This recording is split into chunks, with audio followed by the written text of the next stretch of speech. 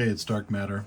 Today we've got a KR Sabers Princess LO or Leia Organa for my buddy Adam at Verity Cosplay.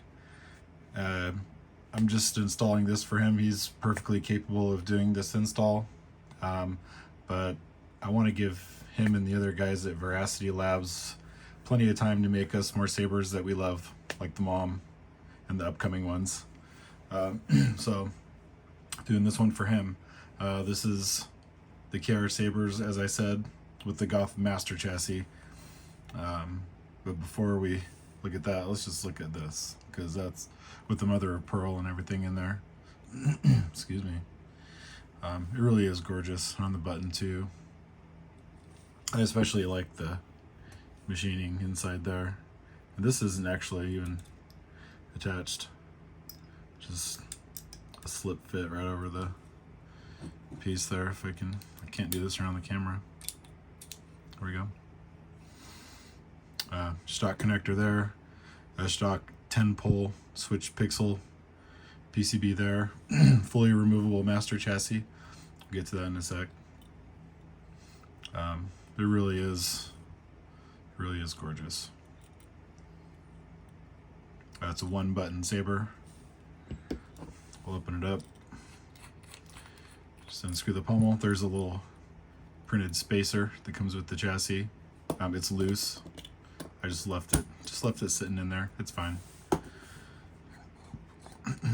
And then the fully removable goodness. Goth did a fantastic job on this. And it fit together, minimal, sanding and fitment required. It was very simple. Just get all the parts in the right spot, and they basically just slip together, which if you're an installer, that is not always the case. The other end of the 10-pole connector. Now these do have to be clocked. It's not a rotary connector. You can't just put it in any old way. So the way the grips mount, each one has these two screws, and the screws protrude into the body. What I've done is take out every single screw and trim them all down except for these two pairs on the sides here, and they in turn will ride down this channel from top to bottom, so it keeps it clocked on both sides so it can't spin in there. Very clever of them to do it that way. And that's why these channels are here. There's actually more, but I thought having more than two pair was just a little bit fiddly, and you kind of had to wiggle it around this way and that, but just having these two, it's nice and easy. So that was clever. The chassis itself really heavy because there's a lot of brass on it. Standard stuff, kill switch, removable battery. The hatch here is magnetic. It's got some magnets on either end there.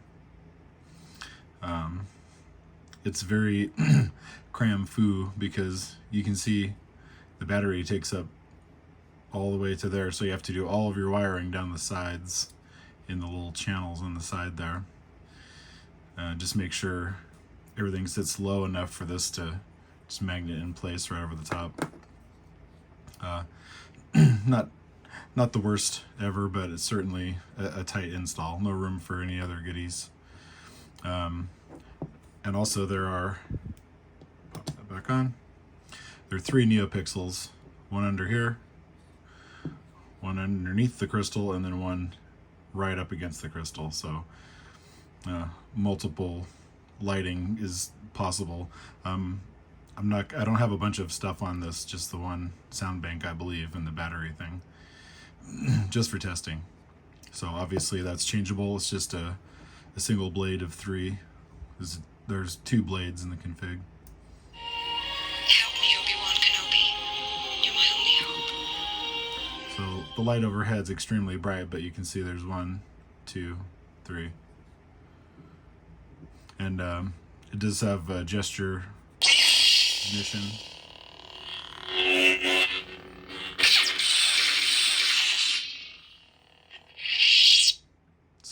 that's always handy, especially for a single button saber. And then when you're ready to put the whole thing back together, as long as you're facing exactly the right way, the whole thing will just slip right in there. And then this spacer will give it the last bit of push up against the pogo pins that are in there. The only thing is that once you start to get a little bit of pressure right there, there's still a few threads exposed there. Could probably trim down the printed piece in there, but I did not do that. I'll leave it to Adam if he wants to do that or not.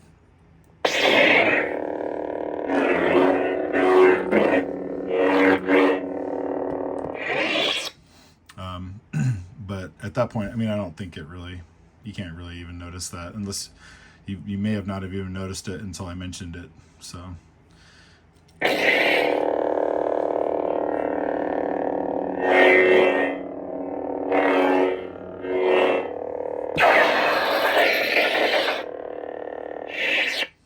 nice and loud, nice and bright. Shtok V3 connector.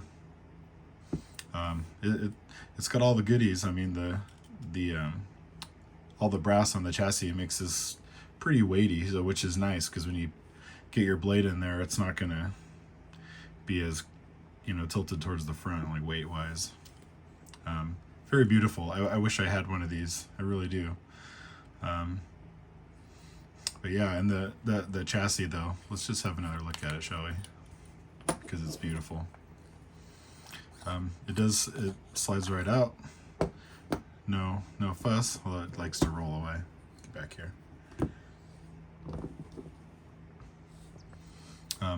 Everything fit just fine right out of the box for the most part. It's easy to not have these sharp corners line up, but in this case, it works great.